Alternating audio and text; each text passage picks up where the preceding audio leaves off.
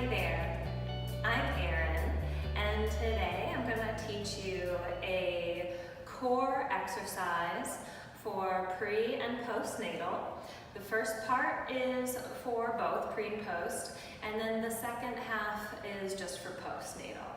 So this is a great way to feel out your core and especially for post, to be able to just reacquaint yourself with your core muscles after you've had your baby. And then for prenatal, you'll just see. I'll show you right now. All right. So you're just gonna find yourself at the wall, and your knees can be bent slightly, and your feet can be a little farther, maybe like 4 or 5 inches away from the wall, just so you're comfortable up against the wall. And then notice how there's space between the low back and the wall. And all you're going to do is just press your low back into the wall. Yeah? So it's a little bit of like a sensation here. You're hugging your baby in if you're pregnant, and then you're also lengthening through the low back. And how we usually carry our babies is forward, of course, right? So this is lengthening through the low back and really creating a little extra space. So we can just use some 360 breath while we're here. So you can have your hands on your rib cage, and we can inhale, expand through the whole thing. So front, sides and back, and then exhale, press your low back into the wall. So you can inhale through your nose, and exhale, press into the wall. So it doesn't have anything to do with the shoulders so much. Relaxing the shoulders, that's all, and then it's just hugging baby in and feeling that length through the back.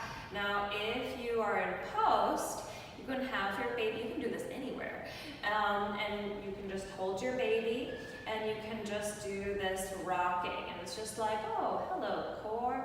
You can do this anywhere from like 3 weeks post to, you know, as long as you want.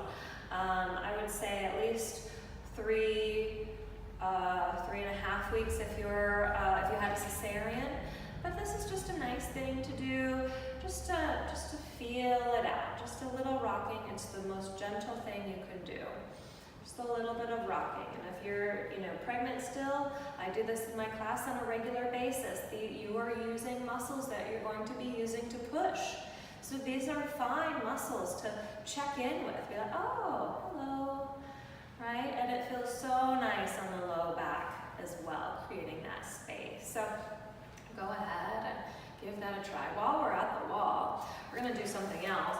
You can do this all the time while you're at home. You can find a corner in your home, and you're just going to reach your hands as far back as possible, stretching through those fingertips and all the way up. And just finding this space through the chest is really quite lovely. Doesn't matter if there's a space through the low back or not. Maybe just a nice neutral spine is good. Opening your chest. So if you have your baby, you can hold, and it's multitasking again. So hold baby with one arm, and then just open, stretch it out, and then do it on the other side. That's fantastic. And so then we'll go back to the core work, and we're going to do it on our back. So hold on. You can just find yourself in bed or on the couch or on the floor, and this is for postnatal, and you can even have your baby resting on your chest here. And so what you want is to have something in between your legs. It just helps you work the integrity of the core here. So squeezing your inner thighs together really helps your pelvic floor as well, so that's good. And then what we're going to do is just do the same thing we did on the wall, except on the floor. So find that space between the low back and the floor, and imagine you've got a grape underneath you.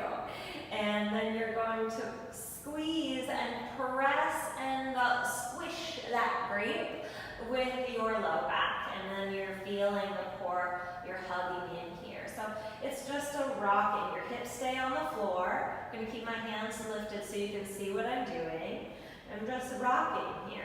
So I'm pressing my low belly in, closing the rib cage, up and down. You can use your hands even. So hands here, inhale, and then exhale, press and squeeze the block. Inhale, exhale, press and squeeze the block. If you're still feeling like, I don't know if I'm doing it right, or I don't feel my core, that's okay. It takes some getting used to.